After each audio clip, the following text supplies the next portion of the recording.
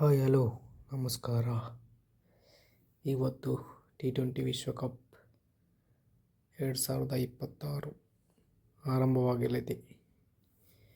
ಈ ಒಂದು ವಿಶ್ವಕಪ್ ಭಾರತ ಮತ್ತು ಶ್ರೀಲಂಕಾ ಆತಿಥ್ಯವನ್ನು ವಹಿಸಲಿವೆ. ಒಟ್ಟು 33 ದಿನಗಳ ಪಂದ್ಯ, 55 ಪಂದ್ಯ ಆಯೋಜನೆ, 20 ತಂಡಗಳು ಭಾಗಿಯಾಗಿವೆ. ಇದರಲ್ಲಿ ಗುಂಪು ಎ, ಗುಂಪು ಬಿ, ಗುಂಪು ಸಿ, ಗುಂಪು ಡಿ ಎಂದು 4 ಗುಂಪುಗಳಾಗಿ ವಿಂಗಡಿಸಲಾಗಿದೆ.